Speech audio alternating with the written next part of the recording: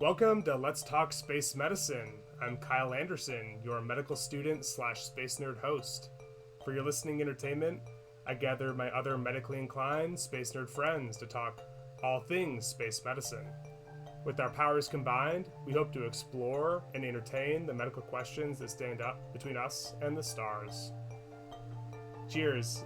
Orbit 1, here we come.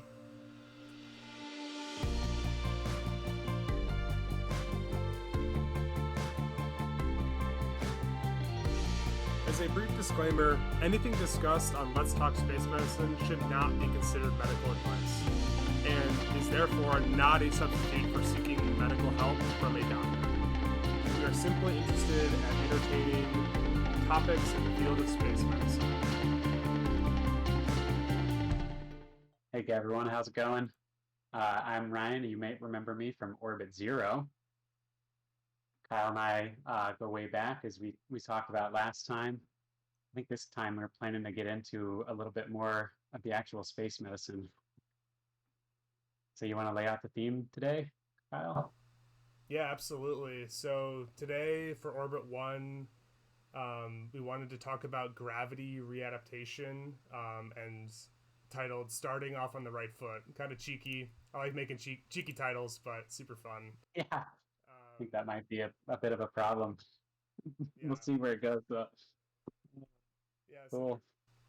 really the like kind of impetus for even talking about this is like I think it's kind of a really when people talk about landing on Mars, they like you always almost think of people like kind of bounding out of the capsule, like ready to like plant a flag, ready to go, like hey, here we are, like here is humanity on like another planet. Here we go. Maybe pulling out their future cell phone and taking a selfie or something like that.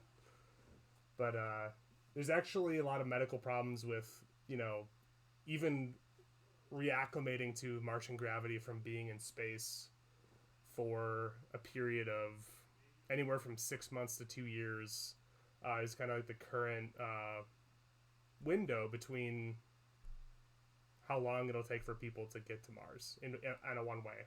So it's like a long time in space, and when you land, there's a significant kind of problem with reacclimatizing your body to, not only up, down, left, and right, but there's actually some structural changes that happen in your body that we hope to talk about today.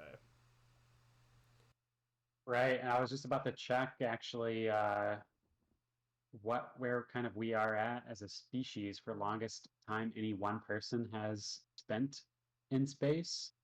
Uh, because it sounds like from what you're saying, at least who knows, by the time we're ready to go to Mars, maybe it'll be much easier to get there. But from what you just said, it seems like it could potentially be one of the longest trips that, anyone's ever made just to be in microgravity, like let alone all the Martian action once you finally show up.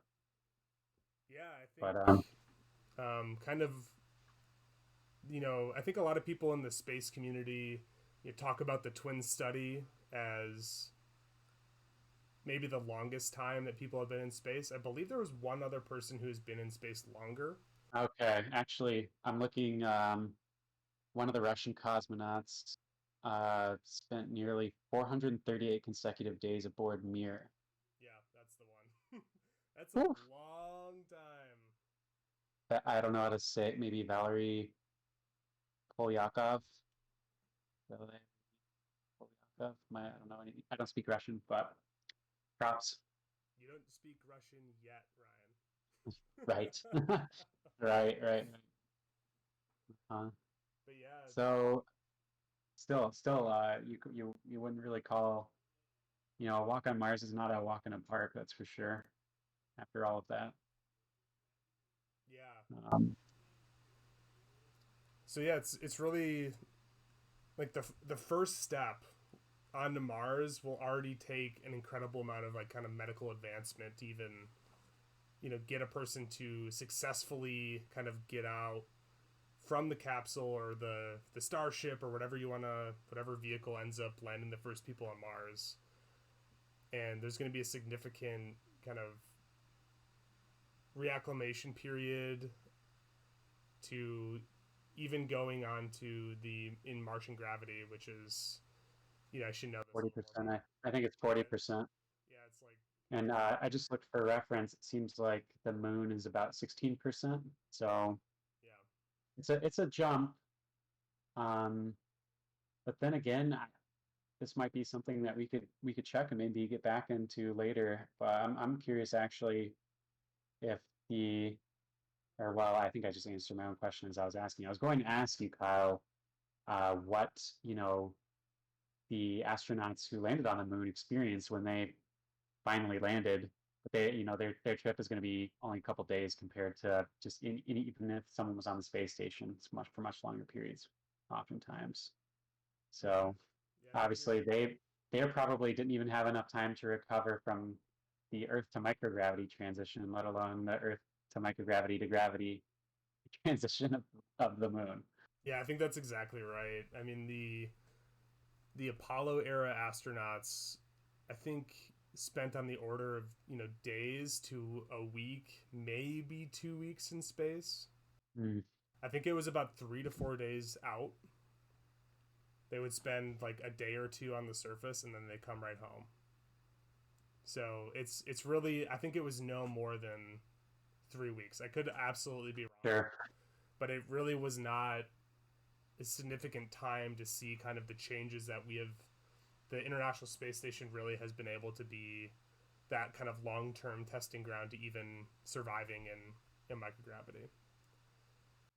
Yeah. And not to spoil any of the surprises for things that you plan to bring up later on, might be getting things out of order, but I just thought that it was I don't know, it's just it's kind of interesting some of the research which seems to show that mainly the main problem for astronauts when they're coming back into gravity is not so much their muscle atrophy or anything like that. It's mostly just the disorientation, right?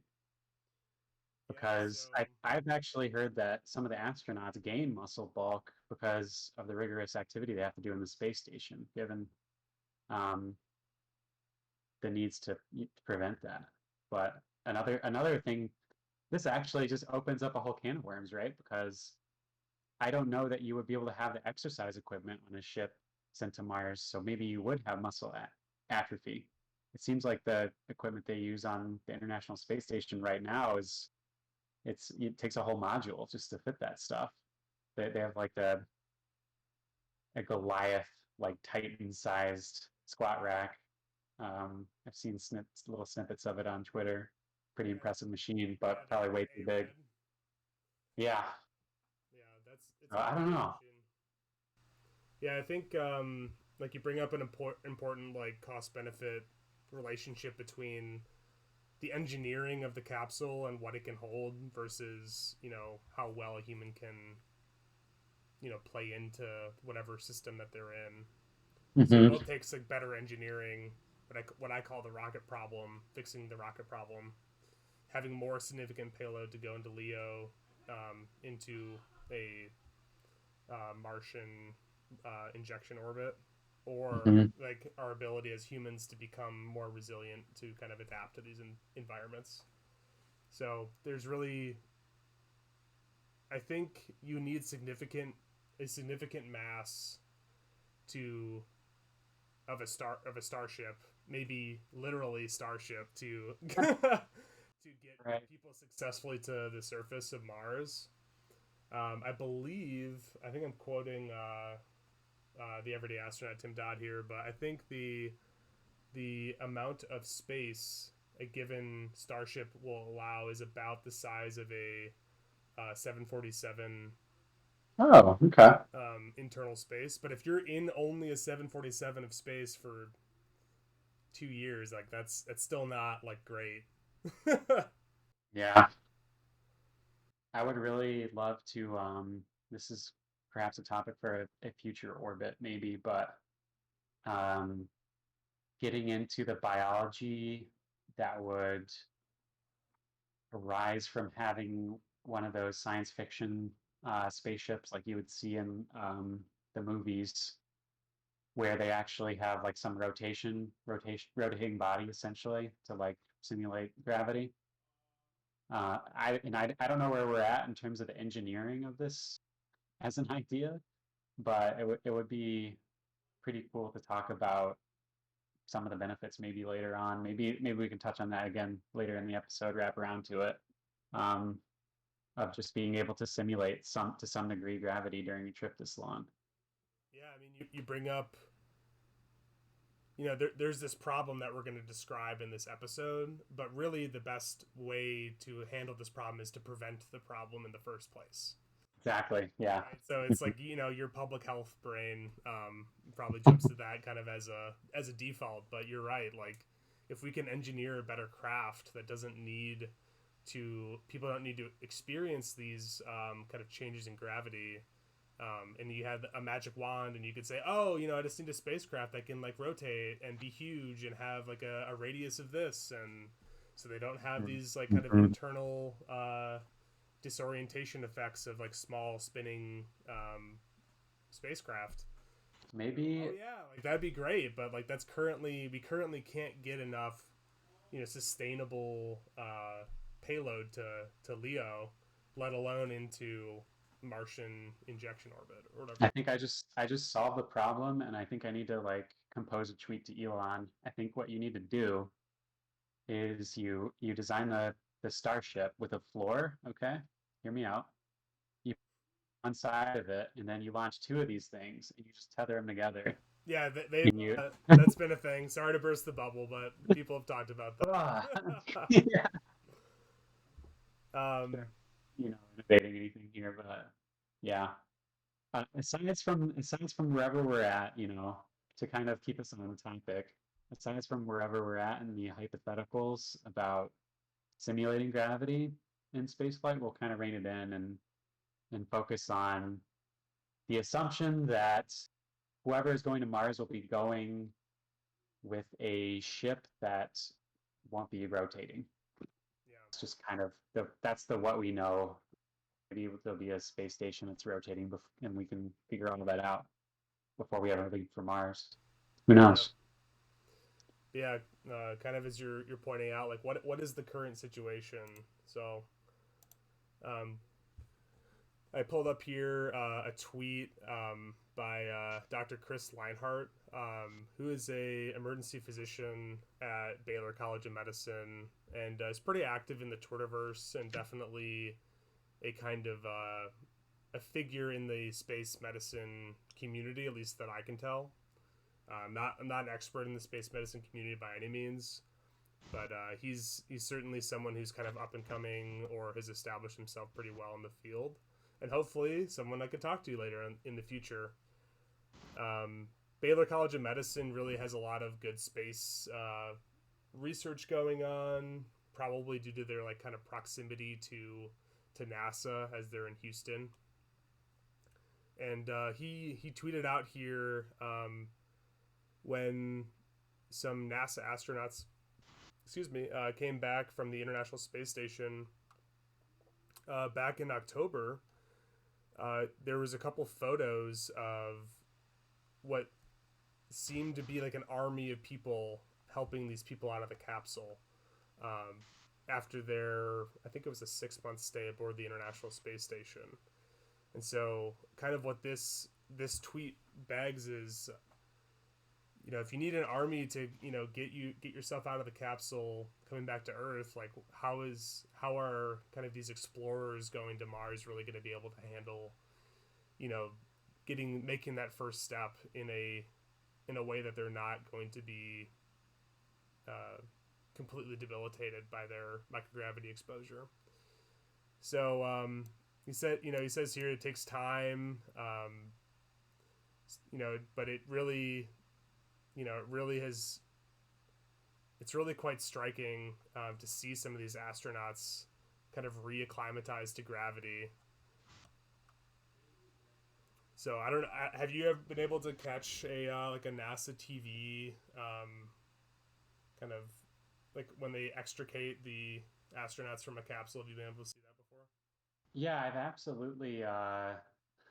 looked at some of the. I've seen footage, probably from like several landings where they have all their personnel on standby. They've got media. They've got space med docs there, and then they've got all sorts of people probably to do some testing and whatnot. Like I don't think they would waste an opportunity like that to kind of basically like a lot of this is still unknown, right? And the sample size is so small on people who have been to the space station and come back or whatever after a long period of time. So yeah, definitely I've run into this. I feel like even people who are watching like cable news will see footage like that every now and again. Hmm. Yeah. But yeah, you're not gonna have that. You're not gonna have that mob of people there to greet you on Mars unless we make some extraordinary developments in robotics to have, a robot fleet ready to accept you on arrival. Yeah. I think that the steppes of Kazakhstan are going to seem pretty hospitable compared to the Martian surface, all things Right. considered. Hmm. Yeah. So, I I do wonder if think, they would even. I wonder if astronaut landing on Mars would even leave the ship until they have acclimated, like over a period of days, maybe. yeah. Yeah, I That's think, you don't want to trip. yeah.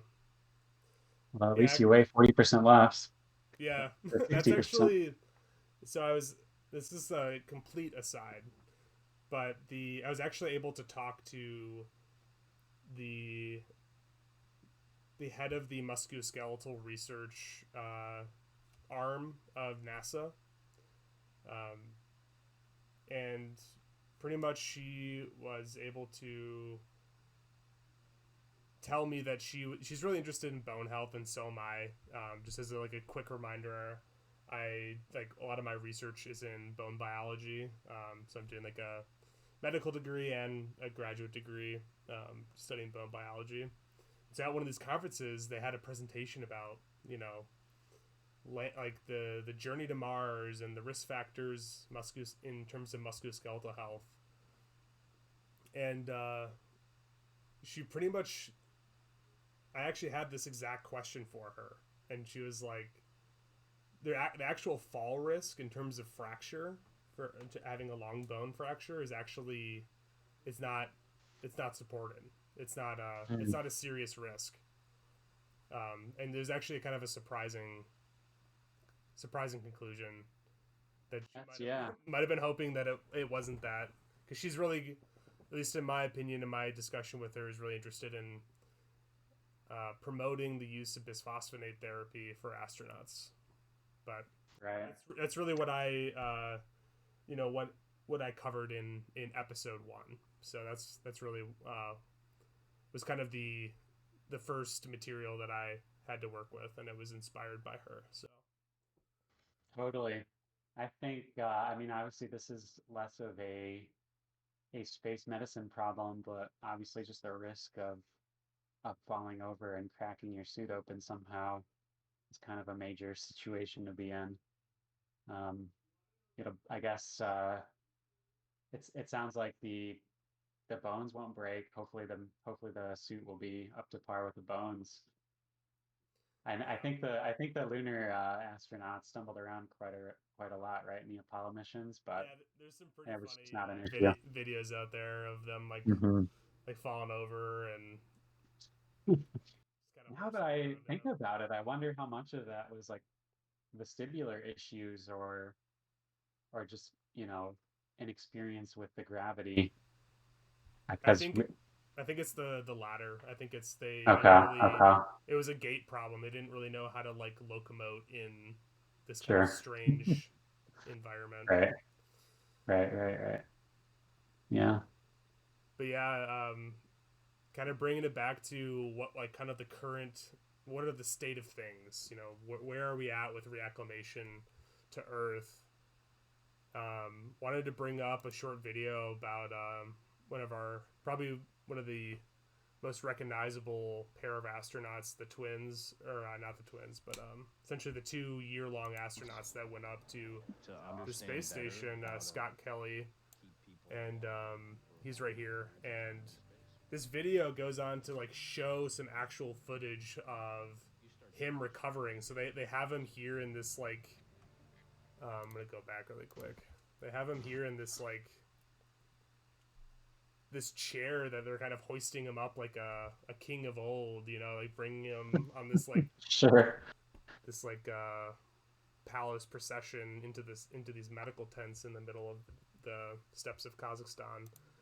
And they take him into these medical tents and they run a series of tests, and you can see him like getting up and you know trying to trying to like walk at all. And I believe he's doing this with his eyes closed, if I remember the video correctly. But Interesting, interesting, like interesting. he's a sailor. He's you know he looks like he's drunk, but he is just having a hard time really reacclimating to you know the like what is up, what is down, and they do this 6 hours after landing. They do it later on. They pretty much every astronaut's really a medical guinea pig, and they test and test and test, and it's just quite shocking these videos because really you like this is not what you want to have a successful mission on the Martian surface. Like the Right. complete you know austere environment, and you're not going to have these people to help you not fall over, and you're not going to have these people to help you like build your colony. So it really seems like you know what can we do about this from a medical standpoint, because there's not really a way besides having you know the engineering fix of having the spaceship to be able to completely cover how gravity would work.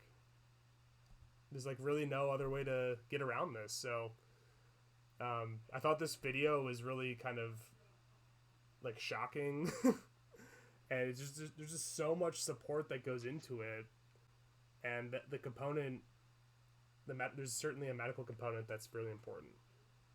So as far as the medical component goes, what would you say are like the main problems? Because to my mind, you've got vestibular issues, right? Like the little stones in your inner ear have been experiencing microgravity for uh, potentially months, maybe even over a year on a trip like a trip to Mars. So you've got them suddenly hitting the deck when you have gravity again, and that's gonna cause all kinds of dizziness, nausea. Then you've also just got the fact that like your body at this point you may have even forgot a little bit about how to walk, right? Because if you're doing something like that for a year, like I can't quote a study off the top of my head or anything like this, but I have heard, and at least in some situations, that people will acclimate to losing a limb, for instance. Like if you lose a limb, in some respects, you can acclimate to the fact that the limb is gone rather quickly. So, what does spending a very long time in space, um, what is that going to do in terms of having you essentially have to relearn to walk? It's like Yeah, I think then I that's mean, right. yeah, yeah. To add to that, some engineering problems. You've got the suit that's probably weird to walk in. There's just a host of issues. Yeah, I think it really will make you know landing on Mars is already kind of a harrowing event for you Mhm. know robot explorers, but having humans land on it will have this big you know hurrah you know for whenever that happens.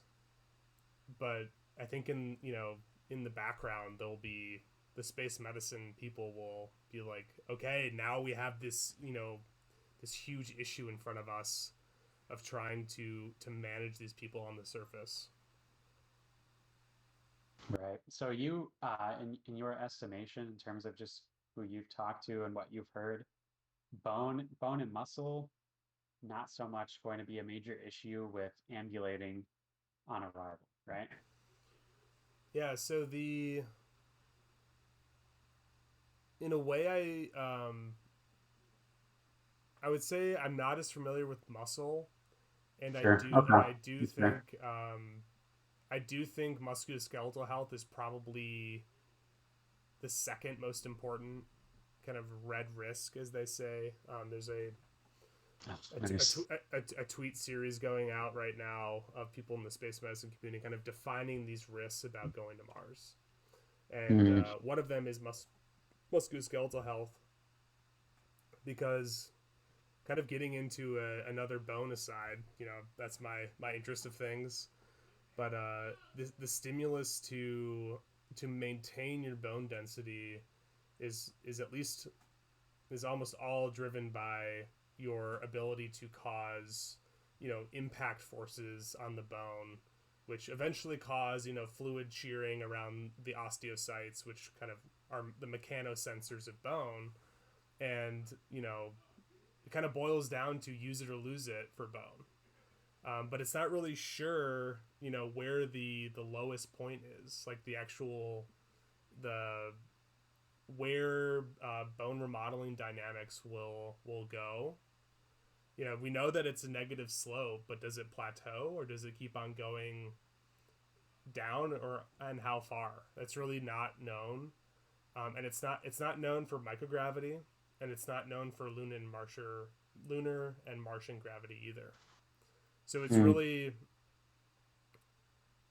it's really I think it's a huge problem, because you really, if these people are gonna live and work on another planet, like you're gonna have to like do manual labor. Like these are people that are gonna be building, you know even if we have starships and this constant line of things going to Mars, you still need people to either direct the robots to build all the stuff, or you're probably just gonna have people just building the stuff.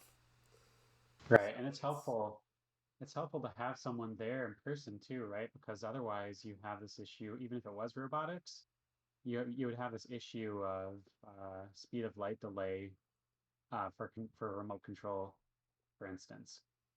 So Yeah, yeah. So I mean, that's kind of somewhat less of an option too. in summary, musculoskeletal health I think is a huge problem. I think a lot of people are arguing that radiation is probably the biggest problem on the way to Mars and on the surface. Sure. But that's kind of, That's interesting. yeah. So, from my point of view, radiation can be kind of handled by kind of covering every habitat with either lunar or Martian regolith, which is like just a name for soil of whatever body you're on. And What about the ship? Do you think the ships can be adequately shielded as far as whatever you've seen? yeah, I think in terms of radiation, which is like a complete aside from adaptations, gravity adaptations, I think the the idea is to have like one of the best preventative measures you can have on a spacecraft for I think alpha and beta radiation, like the most common kind of solar particles that you'll encounter, is simply water. Having water in between you and the sun, essentially. So if you kind of Mm, have if you were to be able to that's surround familiar. your capsule with water that you're like likely using and trying to kind of reclaim with a life support system, you could block all of like a lot of the SPEs, solar particle events, and some of the background cosmic radiation. But I think some Yeah, of the heavier elements, and I think some of the gamma radiation is harder to stop. sure.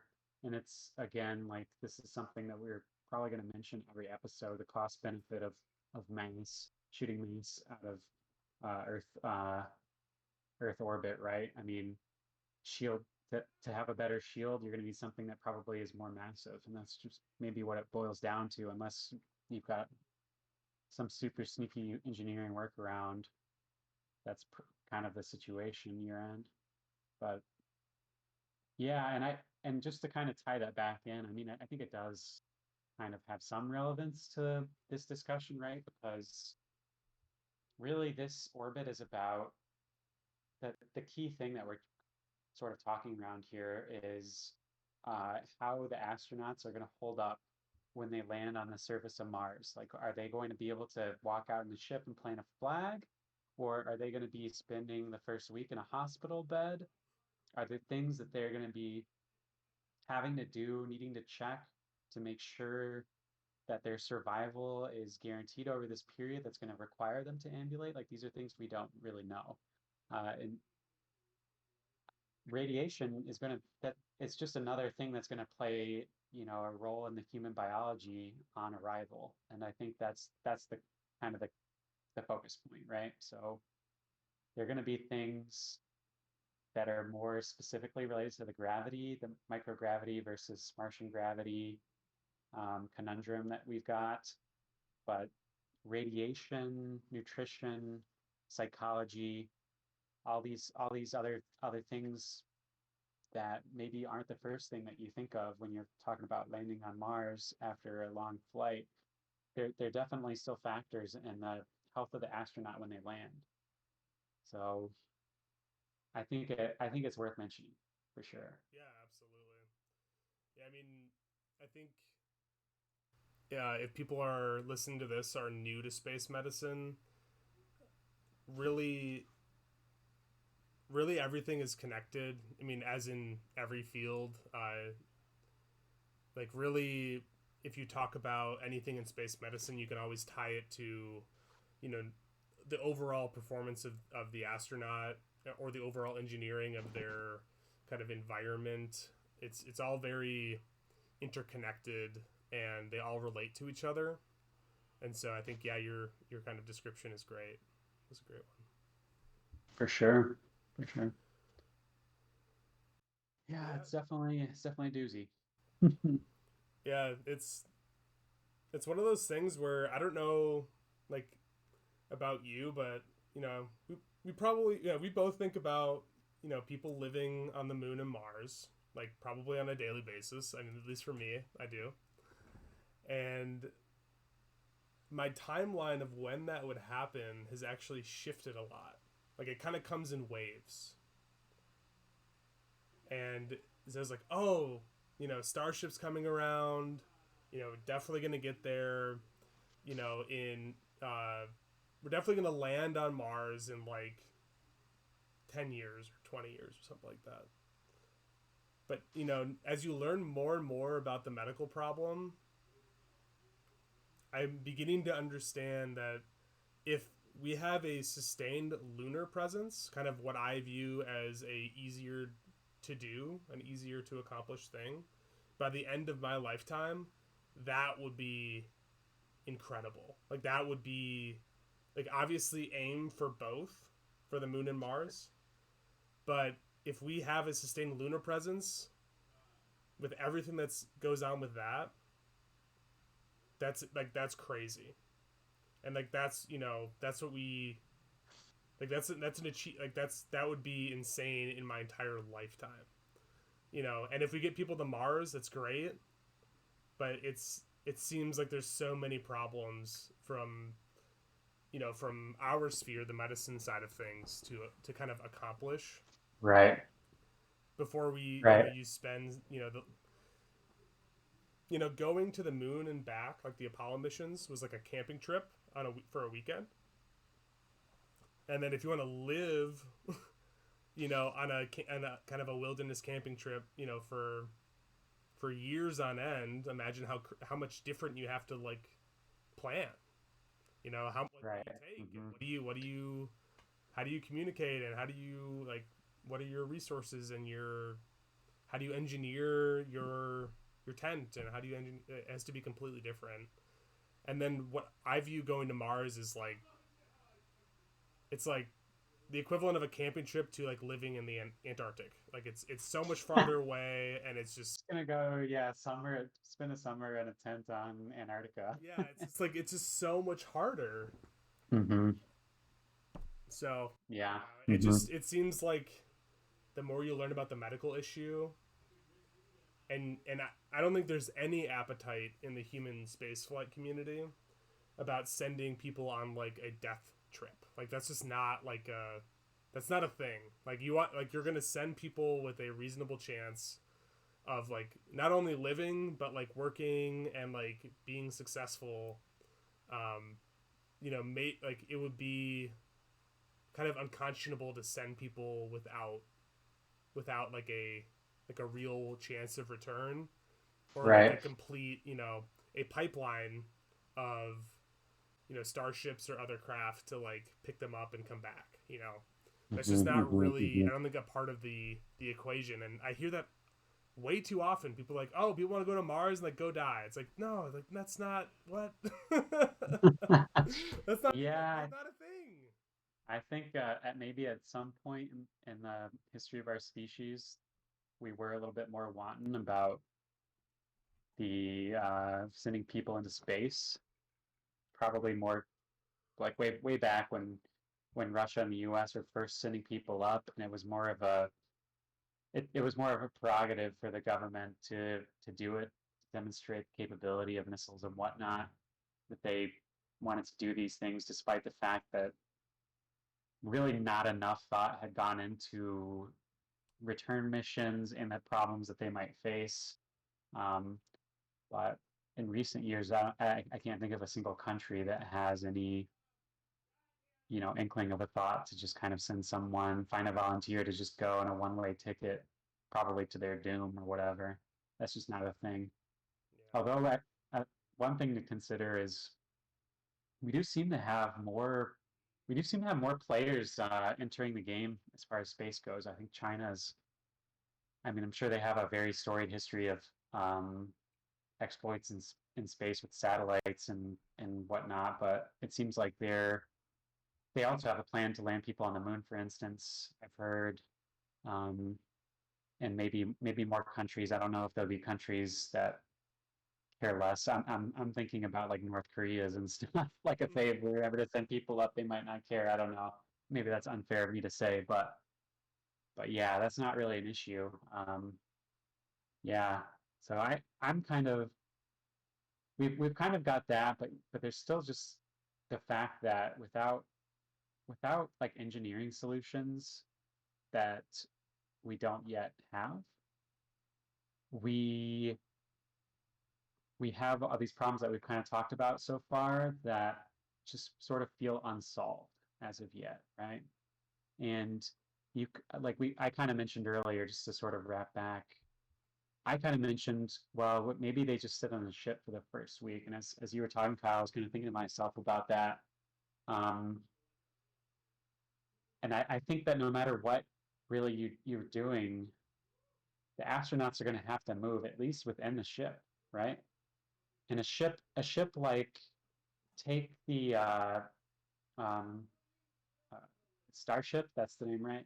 Take Starship, for instance. This is a vehicle that's like highly vertical and it lands upright. And that means for astronauts landing on a planet with gravity, they're going to have to be able to go up and down the spaceship under that force too. So even if they're not leaving and they don't have to contend with like cliffs and rocks or more likely like a crater or something, um, or a basin, I guess, or something like that on the surface of Mars, who knows what the landing site would look like. They're still going to have to work around the fact that the ship is essentially a probably multi-floor vehicle, and if unless there's like an elevator or something, and that might be more plausible given I have no idea what their designs are for the interior of this thing, but it's possible that a ladder might be a pretty big stress to deal with on arrival if the laboratory's on the bottom floor, and you've got the food on the third floor or something like that, just complete hypothetical, you're going to have to be able to go from one to the other. Yep. There's just no way around it. And you should expect that. Like you shouldn't be like, wow, Right. this is a huge problem that people can't do their Which is job. now getting here. Yeah. We didn't expect this. We had It's no like, idea. yeah,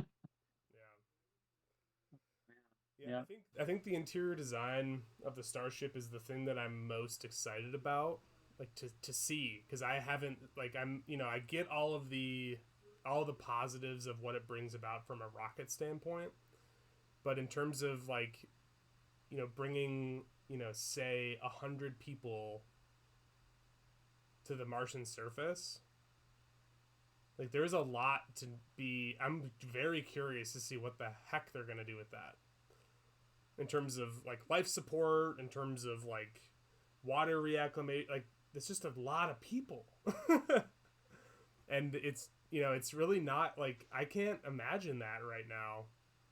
Like I can imagine sending a crew of like 4 in a starship to have that much room and doing that like a crew of 4, but 100 is like way different animal. So I can't really. I I'm think you would at really. least. Go ahead.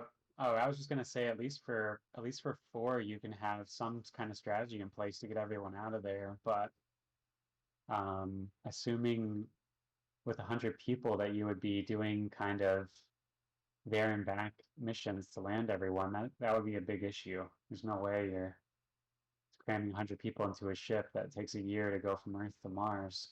Yeah. You don't even have an escape strategy at that point. Yeah, it'll be fascinating to see how they do the kind of crew certification that they've had to do for the Dragon capsule for the Starship. Hmm. I think that'll be Hmm. because they definitely now have a lot of learnings from that, and I'm just kind of I'm genuinely curious to see what the heck they're going to come up with because it's not going to be easy, and they really want this to be this railroad to to Mars. That you Hmm. can buy Hmm. a ticket, and it should just be this kind of influx thing. Yeah, you open up a really big topic here with the buying a ticket part, because if it's going to be consumer driven, for instance, like if it's going to be SpaceX or whoever just selling seats essentially to travel to Mars at some point, which is it's very well a possibility. It just depends on whether the demand for private space travel like that is greater than the demand for um, national research interests of different countries. You could potentially have people going to these planets who aren't healthy to begin with. And this is just another thing. Like if we're looking at a situation where we're landing people on Mars and the circumstances are not ideal from the very beginning, health wise, this is just another slice of the cake when you're gonna in a discussion like we're having about all the issues you face on reacclimation. Yeah, I think the crew screening is going to be is not going to lighten up. With You increased think so? access, Okay. with increased access to going to Leo, it like to low Earth orbit, it will. I think it will gently decrease, but the as you become more comfortable, as like flight surgeons become more comfortable with the risks involved. But I think that, and at least Martian missions in our lifetimes, like I can't imagine people not having stringent health screenings to go. I can't imagine. I think that a lot of these things are cost driven, right? So while I kind of see where you're coming from in terms of what the situation has been for astronauts up until now going into space, the criteria have been really stringent, right? But if we shift to, and as weird as to say it, if we shift to a consumer driven model, it might be more of a highest bidder situation that you've got going. Yeah, And I don't know if the health requirements will kind of fall to the wayside in favor of, well, we need $100 million to like do to launch this mission, and our donors are these people, and they're the only ones we have. I mean, we could very well be looking at a situation like that. well, actually, like what comes to mind is the Dear Moon project. So this, I don't know if you're familiar with it, but I guess for the I think I may have listeners, heard of it. Please, uh, yeah. there is I believe to be a Japanese art collector. Oh, yes, yes, yes, Who yes. I do know it this. has like just a boatload of money, and was actually donated a significant amount of money. I don't think he ever disclosed it, and that's, it's great. But he donated a lot of money towards the Starship development, and actually like was pretty like pivotal in terms of getting Starship a lot of gas in the tank at the beginning of development.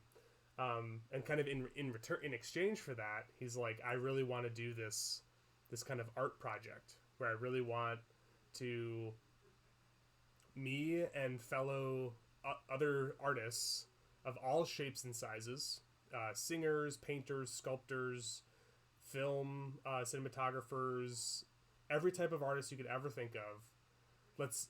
We need to capture the imagination of humans, so we need to not only get them to space, but we're gonna take them around the moon, and then like imagine what good that would do for humanity, for these people that are and more tuned at kind of describing and bringing emotions into understanding, and into art, into kind of the societal kind of meshwork, the framework of our society. Imagine what good they could bring back. So I thought that was really interesting. Um, that that's gonna happen, and he like bought his ticket essentially, but I don't know what kind of hell screening he got. So that might have already Yeah, happened. yeah. It's possible that uh, maybe the cost of a ticket comes with some intense like exercise coaching and whatnot before. I don't know, and it's possible that even wealthy donors such as that one, or like suppose Elon Musk decides he wants to be the person to take the first step on the Mars, since he's really the one running the whole show. Like, who knows? I wouldn't put it past him. He's he's a touch and go sometimes like that. I feel Yeah, like. yeah, yep. Um, yeah, it's just another interesting variable that we might be facing. And I kind of I think at this point, Kyle, this is probably a good time to kind of like go back, and we can kind of list out all of the points that we talked about as far as obstacles on touching down on Mars, and see if we're missing anything that we haven't already covered. I think we started off talking mostly about the issues with uh, just inner ear vestibular fortitude, as I feel like Scott Kelly put it in his book. So vestibular fortitude is a thing, and there are medications for this. And I know Kyle and I, we sort of internally looked at some research articles out there about the use of drugs for addressing that as a problem. And I don't know if we'll get to that, given how much time we've spent talking about things that are probably more interesting than the fine details.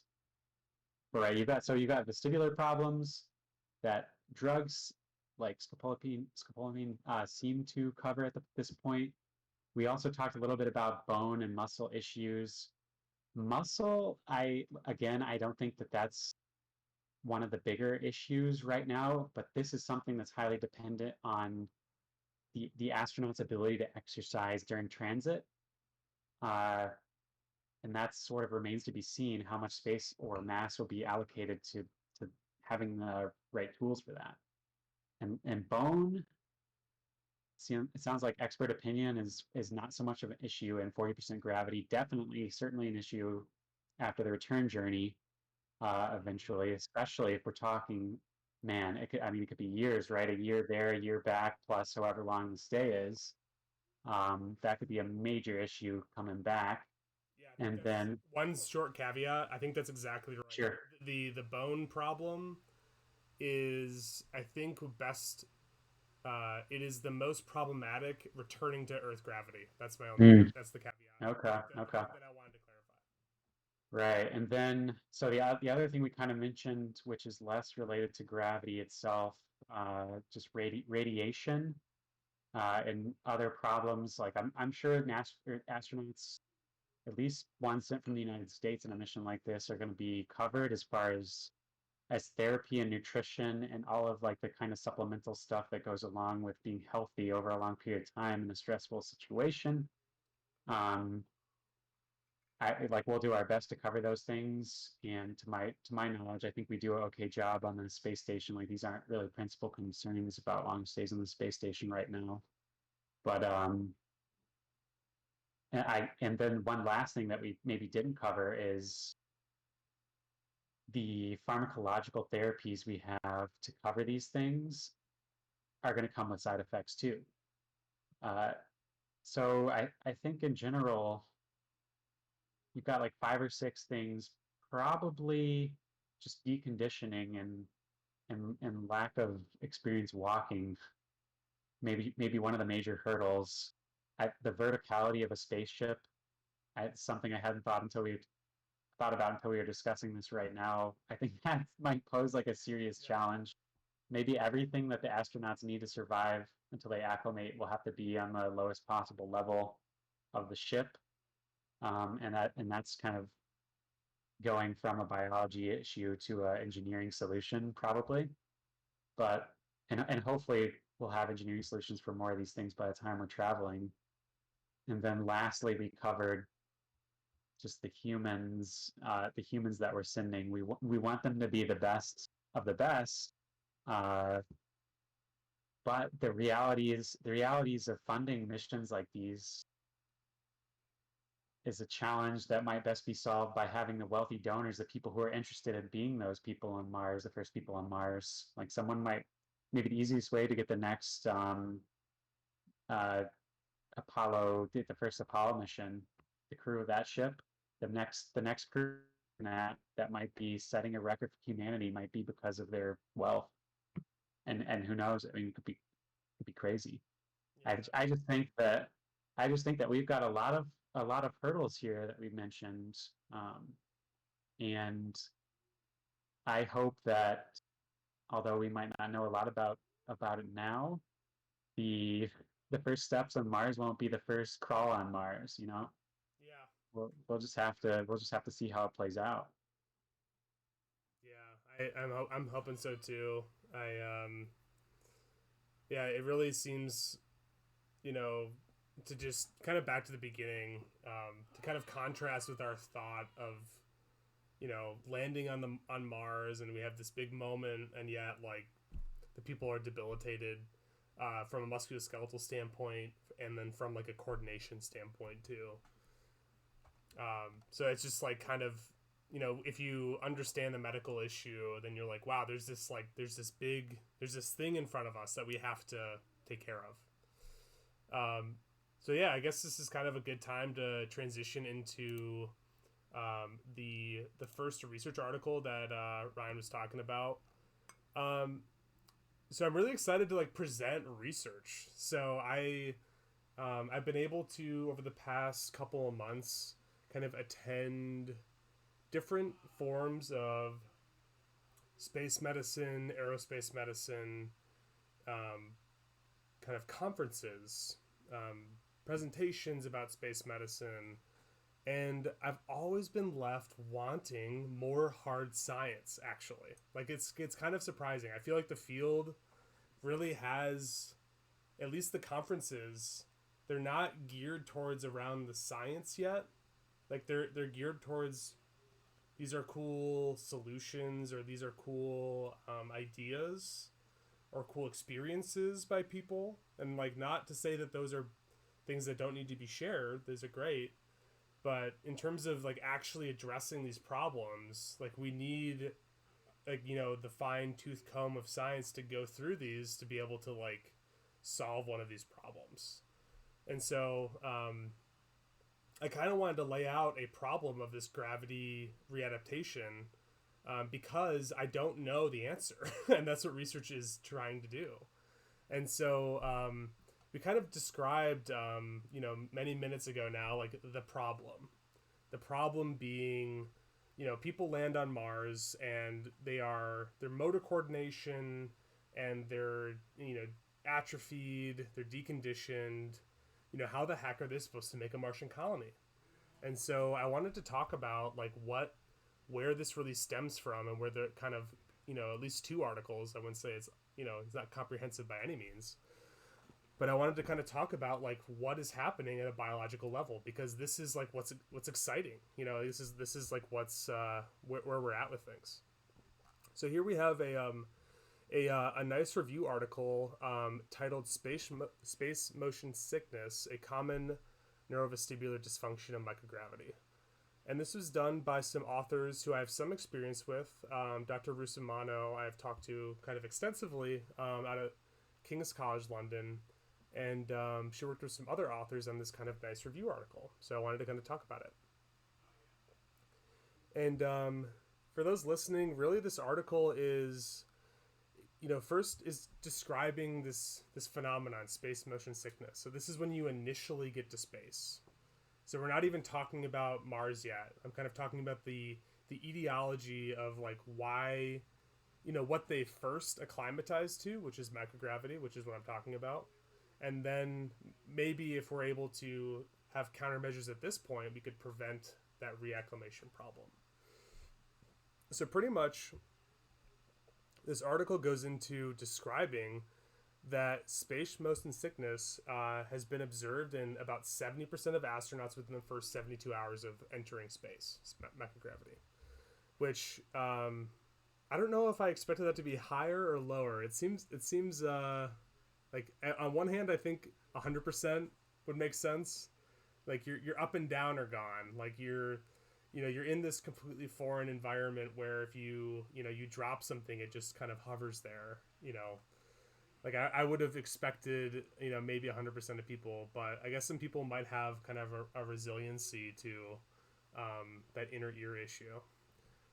So it kind of describes kind of the symptomatology of space motion sickness. I'm having a hard time saying that. But pretty much it's everything that you could imagine. It's, nausea, vomiting, sweating, lack of well-being, decreased mental and physical performance. Not great if you're on station and something goes wrong.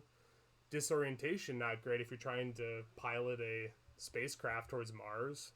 And drowsiness, just all really not good things. And so this kind of article goes into some of the kind of symptoms and two proposed kind of mechanisms of like why this happens. Not from it must be so hard that, up and down are gone. It kind of goes into what the current understanding is of the physiology of things. And kind of the first kind of theory, or the first kind of explanation of things, is this idea that you have sensory conflict. So what you're seeing from your eyes, your inner ear, your joints, which have an ability to kind of know where they are in space, something called proprioception. And really those are conflicting with what your other senses are telling them. So, seeing that object not fall, or seeing kind of having to reorient yourself to this new environment is really kind of the impetus for your brain to, and your inner ear, not to understand what's happening. So as Ryan kind of talked about before about I think you said like stones in your ears. Yeah, He's not. to laymanize it a little bit. Yeah, so he completely factual. You have these little things called otoliths that are attached to like little hairs in your kind of inner ear, that based on kind of how you rotate your head, you can detect angular momentum. So you're able to kind of understand in three planes, the orientation of your head relative to your body. And so this can go awry because of these kind of sensory inputs that you're trying to have to kind of re-understand, relearn your environment. Something that we've, kids, when they grow up, they kind of explore, they see how things kind of work because they're trying to understand the environment. And really, we're going to be kids, doing that again, just trying to like refigure out how everything works. And so that's kind of the one major explanation. The second one is actually something that's really interesting, and it's called the cephalic fluid shift. And so, what cephalic We fluid shift? haven't touched on that yet. Yeah. Yeah, it's something. Yeah, so I'll just describe it. The cephalic fluid shift is the occurrence that, um, like under normal circumstances, you have gravity keeping most of your like fluid compartment, uh, is mainly blood in your lower legs, and your veins are kind of distended from gravity, and it's down at your feet. And when you lose gravity, or when you no longer have kind of gravity keeping the blood there, it your body kind of redistributes the fluid towards your head, which is cephalic, like your head. And this this is really is starting to kind of be uncovered in the medical literature to be a occurrence that is affecting most everything. And so one of these things it's thought to affect is also the inner ear. So Hmm. as we talked about, you have these little stones and hairs in your inner ear, and as the fluid goes by it, you're able to detect this angular momentum. But actually, this fluid redistribution can actually is thought to probably affect the different fluids in your ear to kind of detecting these things. So you could kind of contribute to this problem. Right. And we should probably mention the little otolith that you're talking about, the stones that are in your ear that help you with the proprioception or proprioception. They're suspended in a fluid, so it kind of makes sense that if you no longer have gravity pulling fluid towards your feet and it's redistributing to your head because that's the way your body is set up to do it without gravity, then some of that fluid will end up in the ear space where the otolith normally reside. Yeah, I think this is um, yeah, cephalic fluid shift is also known to be kind of a bad actor in causing eye blurriness or kind of decreased vision Oh, interesting. Sure. in astronauts. So the idea is that from this fluid shift, you actually have changes in the kind of your eye pressure, kind of like glaucoma, Hmm. and Hmm. you Hmm. actually have bulging of the optic disc. And I believe that's been pretty well studied in terms of doing ultrasound on the eye in astronauts. So really, the cephalic fluid shift is really going to affect every part of the body. So we're And not actually, just, yeah, we're not just talking about like brain ventricles when you say that. You're literally when we say cephalic, we mean more so like any fluid containing repository on your head. well, yeah, and actually, I've actually had like dove pretty deep in terms of seeing if some of the changes in bone health, that some of the losses in bone mineral density or the bone mass has been partly due to a redistribution away from bones receiving nutrients and like growth factors and just kind of Nice. general. So it's not even just a mechanical problem. It could also be this supply problem. But that question is something I would obviously love to do a research project on, but something that I don't it's not quite Funding, feasible to do at this funding, point. sample size, exclusivity of vast, subjects. Yeah. Yeah. But yeah, there's like these nutrient vessels that kind of come into the bone. If you could like run Doppler on that and see, oh, there's like decrease in this, and this is correlated to you know the decrease in bone mass, like that would be, I think that'd be kind of interesting. But that's just kind of my pet project kind of thing. And then so we've kind of described, kind of in summary, space motion sickness is really this. It's everything you can think of about being motion sick. Um, And so and it's caused by these two things that are kind of competing to both cause the problem. Both Who can make having it worse? this sensory conflict as well as this kind of fluid shift, kind of changing how we perceive the world around us in this microgravity environment. And so it's probably pretty unsurprising that early flight surgeons or whoever came up with these protocols kind of came out with, throwing some of the most common anti-nausea medications at these astronauts. So scopolamine is probably one of the most common anti-nausea medications. And from this article, it seems like it's actually relatively good at controlling kind of more severe bouts of nausea. So it's said to like kind of take action within 30 minutes to an hour and last for about 4 hours. Well, this actually kind of gets into a different question, the pharmacokinetics and pharmacodynamics of that drug. Like I wonder if in this citation, I didn't look, is this in an astronaut population? Probably not. So it probably works differently.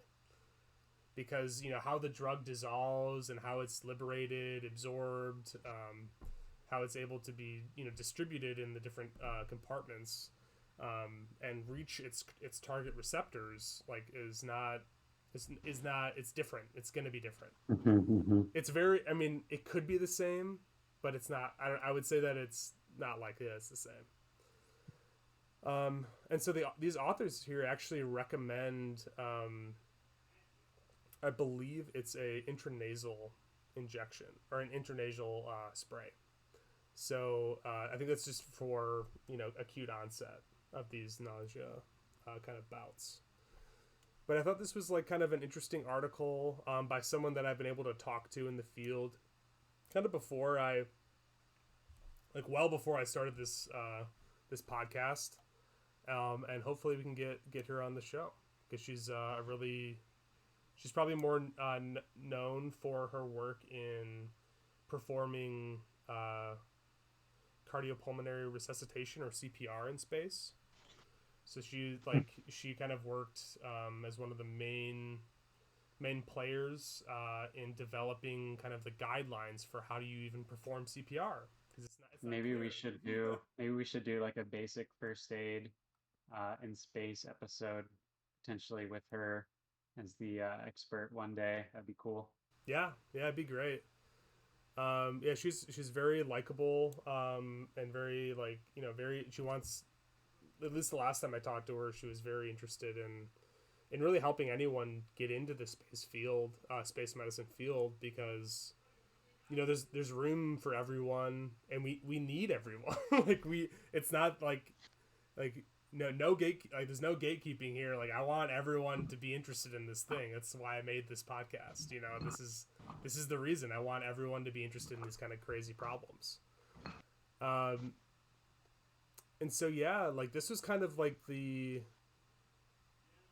good review article. It doesn't go into any of the data about a given study about space motion sickness, but I thought it was like a kind of a good introduction into what may be going on and what are some of the issues with, say you have drug X that's able to solve, symptom Y. It's like, well, still in space, the direct kind of correlation between scopolamine and nausea is not the same, even though it's like very routine to give that drug for that cause. So it's just kind of interesting that everything has like little issues to it that we have to figure out. And so another thing that came out over the past couple of weeks, or at least hit my Twitter feed, was a real research article that I'm really excited to talk about as well. So this article looks like it was published back in June of 2020. And this article's title is The Impact of 6 and 12 Months in Space on Human Brain Structure and Intracranial Fluid Shifts. So, if you're new to the concept of space medicine, if you made it this far and There's actually real research by real scientists that work on these issues. It's not just doctors that kind of do observing, and they kind of do medical management. This is something where they were asking a question, a hypothesis. They were trying to support it. They tried to make an argument for why it should be either supported or rejected, and they presented some really interesting data that we hope to discuss here. So pretty much as the title describes, these authors were able to, find these, astronauts that have gone up to the space station for 6 and 12 months. These 12-month astronauts are likely the two astronauts that we talked about earlier, Scott Kelly and his partner. I forgot his name. I don't remember his name. But essentially two people that went On up the into same space mission. on the same mission, and their data is presented individually in this study, which is kind of unique. And so what did they do? They pretty much introduced this problem of fluid shifts that we talked about previously. And what they ended up doing is they used MRI, so magnetic resonance imaging. We might be familiar with it from a normal hospital. MRI, it's different than an X-ray, but it's kind of is better able to look at soft tissues. And so pretty much they were able to study these astronauts pre-flight and post-flight at a number of different days follow-up to see how different structures of the brain looked. Kind of a really interesting kind of unique population to study. So as seen in here in figure 1, we have this kind of just describes their mission profile. So they were given a baseline. I think this was I forgot how many days beforehand, but likely not influenced by any kind of training. No differences in terms of their diet, or no major differences compared to their flight, which is important for a baseline. The only thing that you really want to compare is the effect of spaceflight. And spaceflight is usually not one variable. It's the stress of, hyperg, which is higher than normal gravity from a rocket launch, to microgravity, which is where, we're more interested in perhaps. But then you also have, radiation, and you have a bunch of different other kind of confounding variables that you can't really control for in a human study. So what they're able to do is they're able to take these astronauts, do a baseline measurement. They don't have an MRI on the station, so they weren't able to take any measurements on the station. But then they were able to follow up doing these same imaging techniques to follow up 5 days, 30 days, 90 days, and 180 days after their flight. And so they were able to, I'm going to skip through all these methods because that's what everyone does in research anyway. And they were able to find some interesting changes in the brain structure. So here we have a figure of the ventricle size. I'll start out with that, describing it's just how much from baseline did their ventricles in their brain change. So for people that are not familiar, you have kind of these different spaces in your brain that are able to that are either important for producing this cerebrospinal fluid, this fluid that kind of coats your brain and allows kind of nutrients to kind of wash over the brain tissue and keep it nice and healthy and hydrated. And changes in ventricle size are usually attributed to kind of some kind of pathology. So whenever I think of ventricle size, I always think of Parkinson's, or I think of some kind of neurodegenerative disorder. And so I think they were interested in reporting the ventricle size because it has to do with this fluid. It's a chamber for fluid. So, what were they able to see differences in where the fluid was accumulating?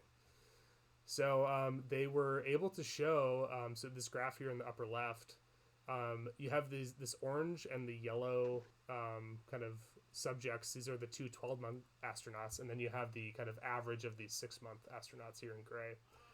And you can see that there's actually there's some swelling. The ventricles got bigger, so their ability to kind of get rid of their cerebrospinal fluid actually, wasn't able to keep up with the amount of fluid that was kind of redistributing to the head, or it wasn't able to drain out as quickly.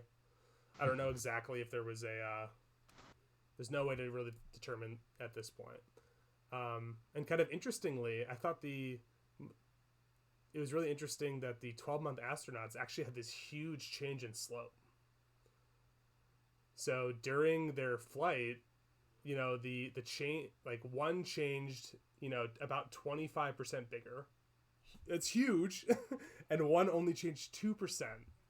Like, that's nuts. Like, that's like what's going on there? So either there's noise, or there's some kind of training thing, or there's some kind of which astronaut had more space flights, and the person had a different baseline that already started higher and only changed a little bit more. Like, all of these things are kind of remaining questions just based on this very first figure. And then they're kind of unanimously were able to kind of decrease their ventricle size over time. Actually, well, maybe not so well with the this first person, but they're kind of were able to generally decrease their ventricle size. And importantly, they actually because you couldn't run an adequate control group during this study of people that were exactly the same that didn't go to space. They actually had a large group of people that I guess the best way to say this is that they wanted to do a pre-flight and post-flight comparison, but in the amount of time that study takes place, there could be changes related to age that'd be happening just kind of normally. And so they wanted to have this control group to kind of show the general trend over time, and that's what's shown here in the bottom graph. And so generally over time, the ventricles actually get bigger over the course, and they did like a nice randomization and nice distribution to kind of match the astronaut populations. Whether or not that's sufficient for some people, kind of left that up. That's probably remains to be seen. But so kind of the big take home from this first figure is, the ventricles get a lot bigger, and kind of just interestingly, one got like 12-month astronaut saw almost no change, and then one saw a huge change. So maybe this goes back into the screening of things. How could we screen an astronaut to better have less changes in terms of their brain health, in terms of their brain structure, and then kind of following this up, kind of the same graphs. I'm not going to really describe it the same in the same amount of detail. They looked at the precentral gyrus, which is, if I remembering my step 1 material well enough,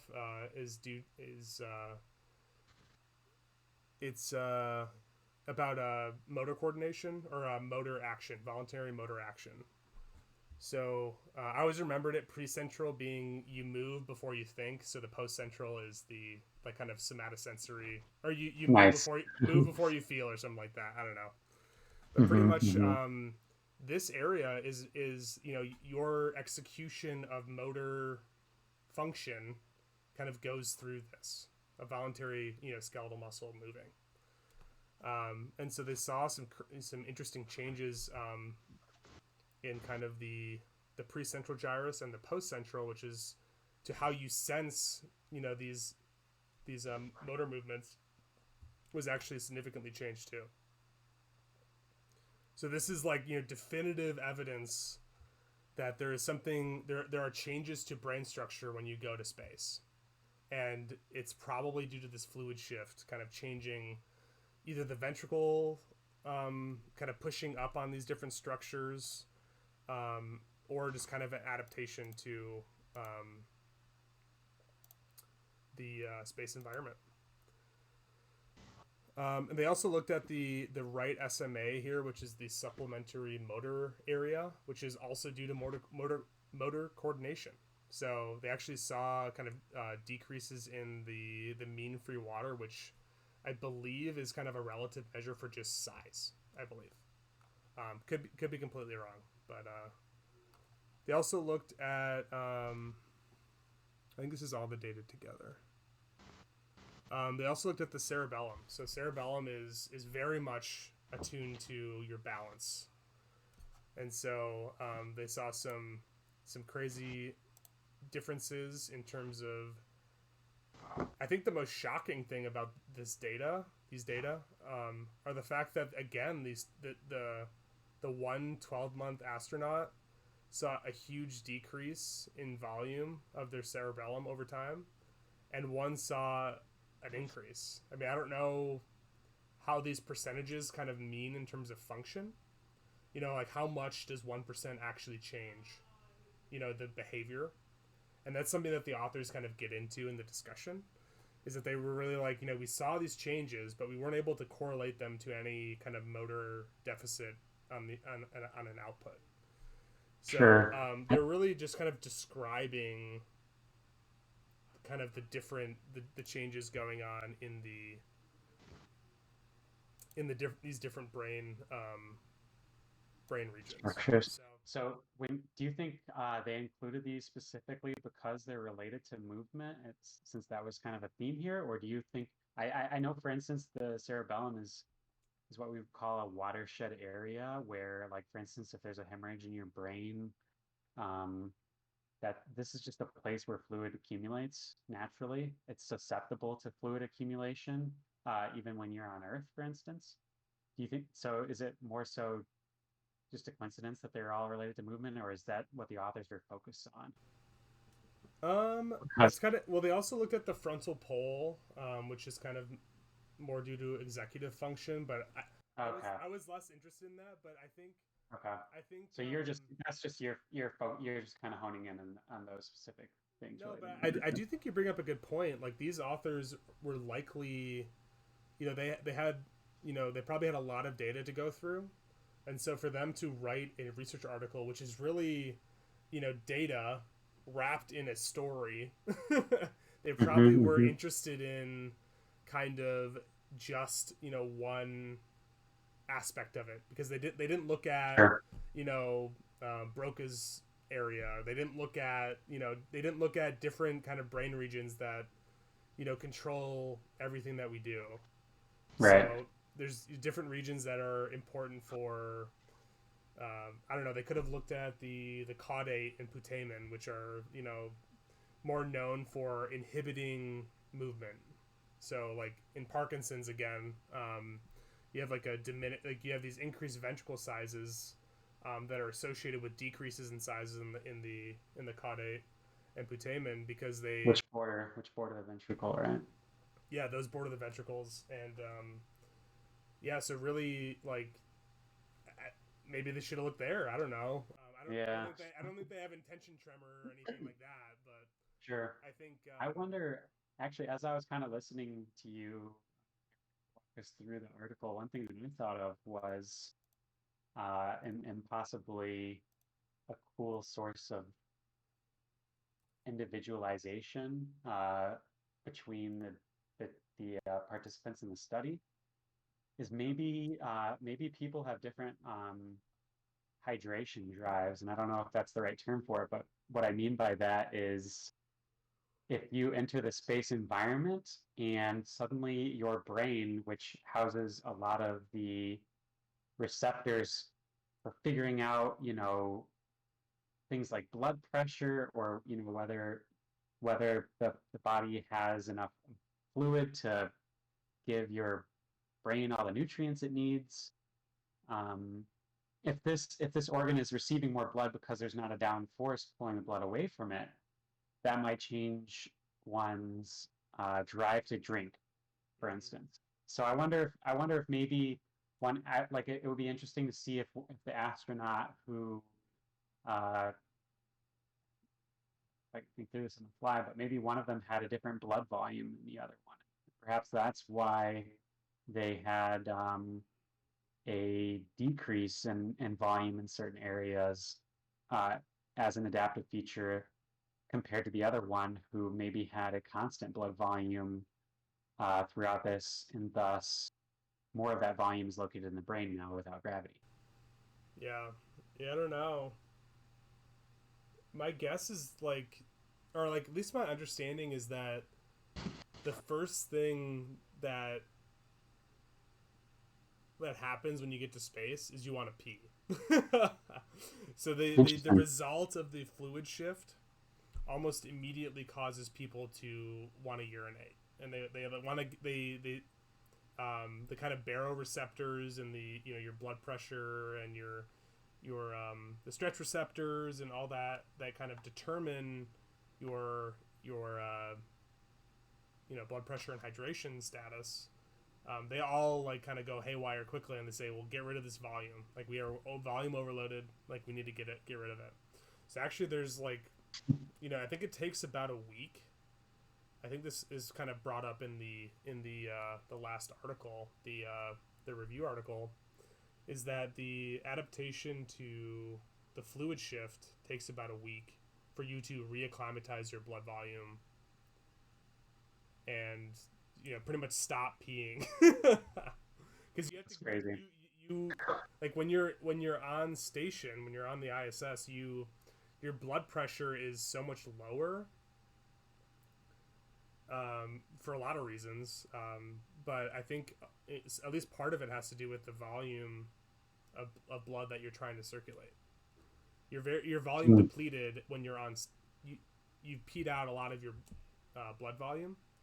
And so actually in response to coming back to Earth, I know that one of the things that astronauts choose to do, maybe directed by their flight surgeon, I'm not sure, is to drink a lot of water, like drink just so much, because they're gonna need, like they're gonna have this kind of event where their blood volume is gonna redistribute back.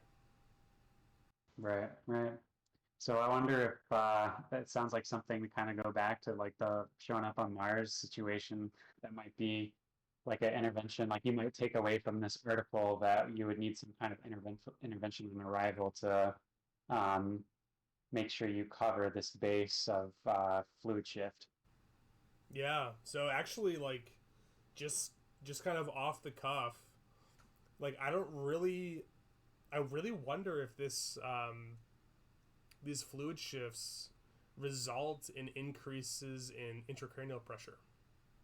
Like, are they, because they have these ocular disturbances, because they perhaps have these inner ear problems? Are they like, is their ICP, intracranial pressure, is it high? Like, and like, I think you can measure that on. Um, I don't know if you can assess that. I mean, one way to assess that, at least in the emergency department, is doing, Doppler, like on the eye ultrasound. You're able to measure the optic disc and see like how much it's bulging. Sure. So, you know, I don't know. Like, I don't know if these They astronauts are. show up and they pop the ultrasound right out of their eyeball the second they, See, walk in. I don't know, and I guess like my point is like, is this, is like is some kind of like uh cerebrospinal fluid shunt like warranted? Like, would you like put it?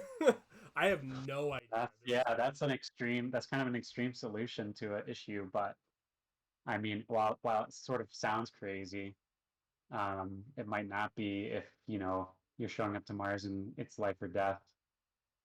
yeah, You're super remote. Humans need to be able to operate. Maybe this is the kind of pioneering research that will need to be done to figure out what we need to do to our astronauts before they show up. yeah. I have no idea, and I think part of the unknown is I don't off the cuff, or I don't even know if there's a research article that knows the intracranial pressure of astronauts over the course of a space flight. I would not be surprised if this is something that people have studied because it seems like, given the study you brought up, it's kind of like the next logical leap is to look at that, right? And maybe even the leap before this one was was like a study about intracranial pressure. It Mhm. might even be in the citations or something, but yeah, Yeah, definitely something I'd have to look into. right. Yeah, one thing that has kind of come about, I felt at like for brief moments, I was like, oh, there's only like we kind of came up with these like five risks or like I forgot how many we came up with, but there are like five to like seven like known risks to like going to Mars or going to space. But there's really endless amount of possibilities within any of those things. So I was worried at moments like I'm gonna run out of things to talk about because I'm relatively new to doing this podcast in general. But like there's Yeah, really this is turning into like a Joe Rogan style endless discussion format, which is kind of fun. yeah. So Yeah. yeah, it really seems like there's kind of a lot of possibility out there and a lot like a lot of research to be done to kind of handle this fluid shift problem. And so on one hand I kind of thought of this like CSF shunt, like okay, if it's too high you make it lower, okay, that's what you do. And then the other thing that I was thinking of was kind of what I have here on the last link of that I wanted to bring Okay, up for I'll the just show.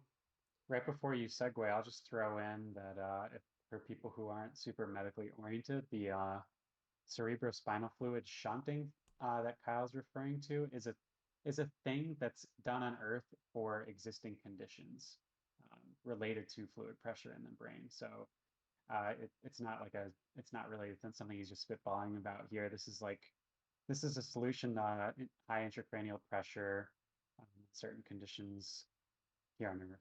So and I'm not sure on the risks and with space medicine. One last thing, real quick. Sometimes it's with something like space medicine, you have to weigh the benefits of a solution like a CSF shunt, which would solve this potentially if this was a major problem, with the risks that come with it. And if it's a complicated procedure, like for instance, you're literally making a hole from someone's brain to like somewhere else in their body or some external container possibly, um, you need to make sure that the risks are something you can manage with that person remaining in space because you can't just send like their doctor up to help them. Or it has to at least be something that can be managed by themselves or whoever else is a crew member. Okay, so Yeah. I just want to throw that in. As a very short kind of comparison, um, the smallest medical procedures are deemed a risk on astronaut screening. So like they have to know about your dental cavity fillings. They have to know about your, you know, anytime you've had anything done, any type of surgery, like any type, let alone one that's dealing with your brain fluid, your literal brain Yeah, fluid, would be a. That's why it was a complete spitball. Like it just seems we're like it we're would be pretty such a yeah it'd be such a huge outlandish thing to do. But we're pretty far. We're pretty far. I think from getting to a point where we're doing like surgery on astronauts to like better equip them for space. But it's outlandish right now. That's the truth of it. Like it's possible you could come up with some procedures that would enhance performance in space because no organisms, no surface dwellers are really acclimated to null G, right? Maybe fish or whatever with buoyancy being a factor, but yeah, not us landlubbers. yeah. Well, yes. Sorry, continue.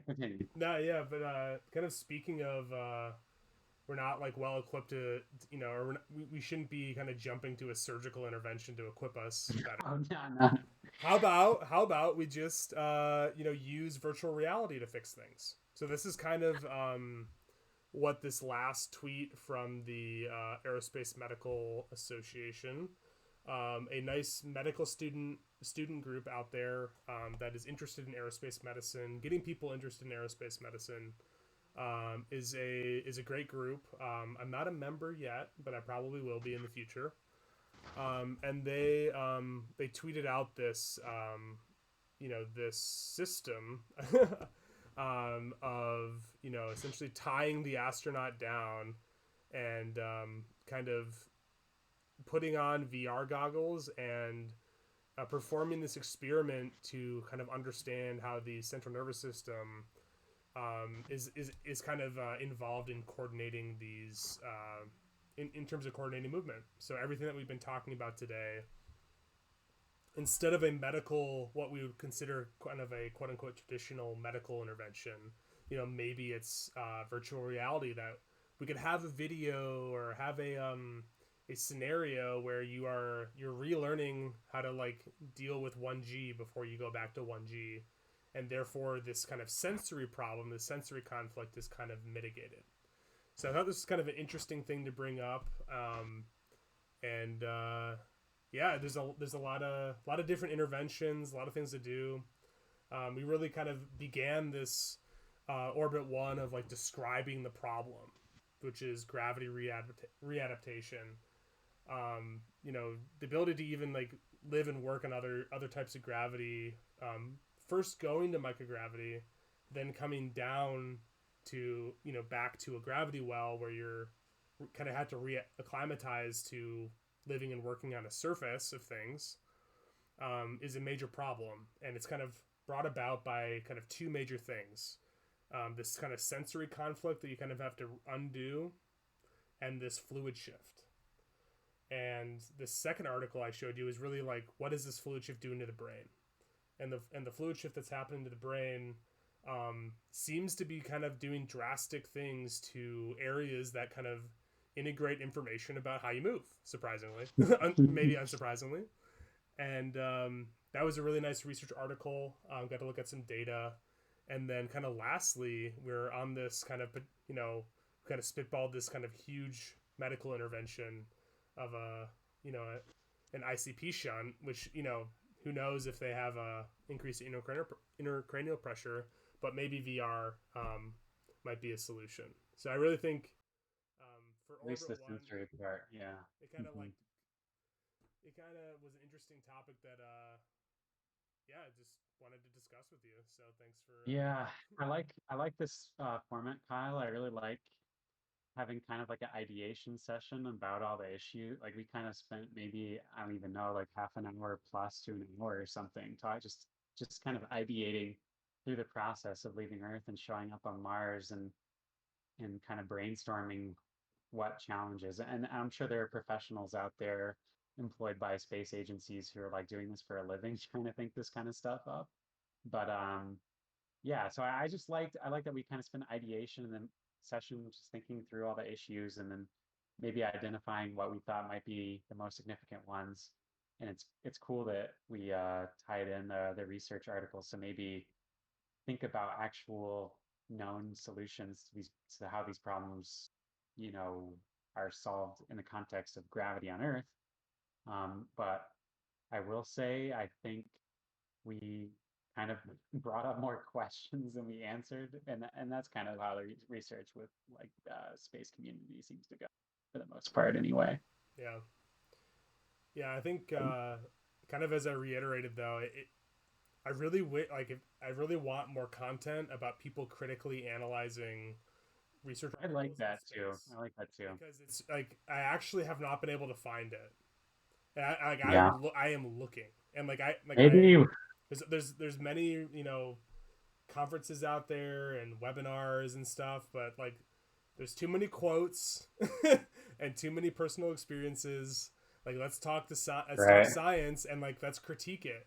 Let's be I didn't really get to didn't get into some of the limitations of the study, but the really like that's what I kind of hope to do, is bring in like a research article that we can talk about seriously, and kind of like bring the context of like what the problem is, and then maybe spitball some solutions. So Yeah, I like that. Maybe next time we can and this is a problem I have. I think I just get too excited about talking about all the challenges and even though we're trying to focus on the medicine side, it's hard not to want to dip into the engineering side of things just because that's also super exciting. But yeah, maybe next time I'll try to rein it in. We can focus a little bit more on the research and outline some of the problems, identify the major ones, and then jump into the articles we found to kind of give everyone a feel for where we're at in terms of our knowledge about the major problems for whatever space medicine issue we're talking about. I like that. yeah, yeah, I think that'd be great. And If that's our niche, if like having bringing in the research article is our niche, then I'm cool with that. I like that for sure. yeah, so I think yeah, we're currently at an hour 40 recording, which Nice. one orbit around the Earth takes an hour and 30 minutes. So we've already gone 10 minutes over one orbit. Yeah, we're going into orbit two. So Cut the so feed. I think yeah, I think we should probably wrap up. I think I think 90 minutes is a good. Ooh, what a concept. Yeah, the It should 90 be minute like it episode. should just be like 90 minutes. But yeah, just I think yeah, setting some we should probably have an episode where we talk about like here are the five major risks. Here are the some ground rules. Or we could just continue to jump into like a focused topic and maybe that's what Yeah, the short you know, episodes are. I don't know. I feel like maybe we could loop around. Like, there's a ton to talk about when it comes to reacclimating, and though we're kind of butting up against the 2 hour mark almost. I think we've really only scraped the surface here, especially on the research end of things. There's probably tons of other articles out there in literature that we could have looked into or talked a bit more about. So maybe we loop back to this topic in the future, especially if someone publishes something cool or there's a development in terms of like the Biden NASA program. They might have a different plan for Mars. They might have a different plan for the moon. That might be a good time to kind of loop back to. Yeah, I think the way that I'm dealing with the topics right now is kind of kind of sifting through all the information that I get either on Twitter, on mainly on Twitter. Sure. There's a couple other little resources I have to kind of have my ear to the ground. But if I find something cool, I usually retweet it or like it, and then I kind of save it for later. And that's kind of what I have ready for the next orbit or the next episode. Really, I'm actually kind of before we wrap up things completely. I'm thinking about doing the next orbit on either radiation, like some kind of intervention because there's a cool. Let's kind of wrap up the show with like what we want to do next. So I like that. Yes. orbit Yes. orbit one will probably like kind of like concretize the reacclimation problem for episode one or for episode what am I on 5 episode 5 and pretty much I will you kind of go through the problem in like 5 or 10 minutes and just be like, this is the problem, this is the thing, this is what we hope to do. I probably Yes. have If you're a looking, couple more resources for that. if you fell asleep somewhere in the middle of this orbit, you'll perhaps you'll hear the too long don't read version of this in the next episode where Kyle will be pained and agonized to sort through the rambling thoughts we had over the last 2 hours and figure out how to put that into an egg that's only 5 or 10 minutes big. Yep. Yeah. Um, but Um, yeah, but yeah, kind of looking forward to that. the future. I either want to do something on radiation, where there was a recent article or a recent experiment that wanted to develop a radiation shield made out of human melanocytes or some kind of Whoa. yeah. There's some kind of radiation protection that used melanin, which is like what makes our skin pigmented. and is a radiation shield for us on Earth. Natural radiation shield. Yeah, so they wanted to either do that or a question that I actually like. I feel like I have 90% of the answer, but not the last 10%. If someone were to grow up on Mars, like all the pregnancy problems, like withholding, would they be taller? I don't know. Like, I mean, I'm like 10% there. Um, Do 10% or 90%? 10%. I need to finish 10% to be certain about my 100%. response. Okay. Yeah. Okay. Okay. But I hate, like, there are people out there in the spaceflight community that do live streams that talk about like growing up on Mars, people being super tall, people being like in the Expanse, people talking about like the Belters being super long boned and these large Right. people. I'm not sure that that's the case. I'm pretty sure it's not. So from a bone perspective, Interesting. I need to like I really want to like dive into if you were to grow up on one of these places, and have a successful pregnancy and have, kind of normal longitudinal bone growth, intramembranous bone growth, That is, I think that would you be is a bigger? cool idea I too. don't know. I don't know.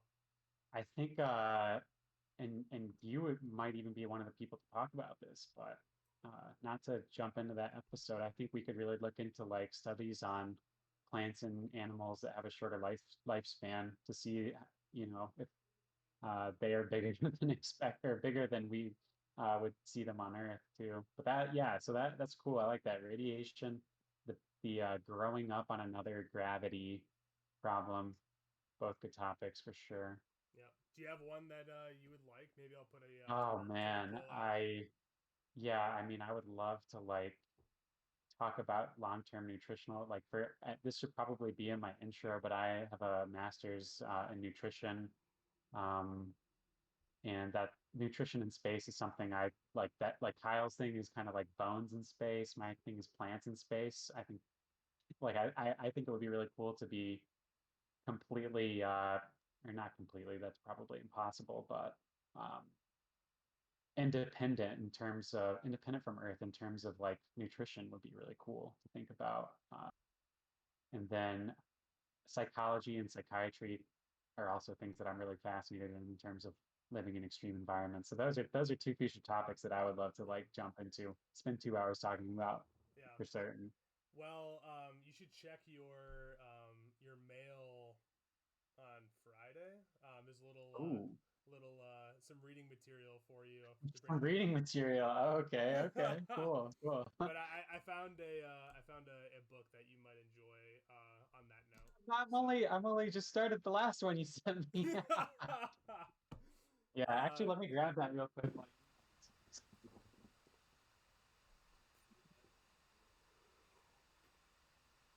look at me sending Ryan reading homework. Yeah, as you can see, I mean, the text will be backwards more likely than not, but I have a copy here of The High Frontier, which is actually uh, a reading assignment Kyle gave me a bit ago, and you can tell that my bookmark is you probably can't even see it, and that's just a testament to how little I've gone through so far. Yeah, But it's that spine is not fascinating broken read for too. sure. Yeah, cool, cool.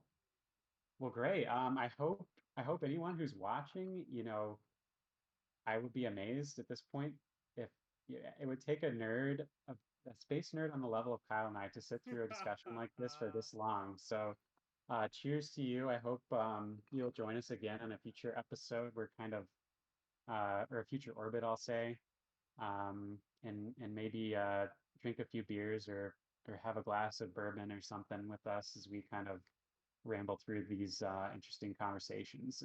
Yeah, And I I'm think sure. I'm there's sure. more there's definitely more refinement for us to have in terms of how long we want these to be and what we want to focus on, but I think we'll continue to kind of improve on that. Go Yeah, ahead, Kyle. yeah. I think finding segments, like the intro, I think we need a proper introduction to each, who we are, Yeah, And I then need to have a cool intro too, for and sure. then we need to introduce space medicine, the concept too. Um, so yeah, Definitely. maybe after this recording, we could just record that and then put that in the beginning. I don't know. Edit it in. Yeah. I'm actually okay for just the sake of posterity, just so that the future has this like, you know, the humble beginnings of the of our little podcast here. I'm okay if this is locked into history. And I think we can continue to improve upon it. But yeah, who knows? Maybe this will all be cut. Maybe this will be in. But yeah, we have a lot of little refinements to make. That's But for sure. Yeah. I think I'm just thankful for anyone who would listen to even any like 5 minutes of this conversation. Uh, and I hope that there are people out there who can enjoy this content like I know we would. Yeah, and if you are a listener who is in the field of space medicine who wants to be on the show, just DM me. I'm at Talk Space Med. We'll chat and see if it's a good fit, honestly. And it'd be great to have. We've been looking into having another co-host. Currently, it's just Ryan and I, but we're interested in kind of expanding to have at least one more co-host, and then the opportunity to potentially have guest speakers or guest stars. So that's really kind of I don't know when that'll happen, but we're again the only metric is doing them. So Orbit One is in the books, and Yes. thanks again, Ryan, for joining me. This was Kyle Anderson, and this is Let's Talk Space Medicine. Um, thanks for joining me, and I was joined by Me, Ryan. yeah. Yes, also super cool space nerd. Um, I don't have a cool formal professional Twitter handle or anything like that right now, so send all DMs to Kyle. Thanks, At Talk Kyle. Space Man. Let's go. But yeah, so we figured it out, and thanks for joining us. See you next orbit.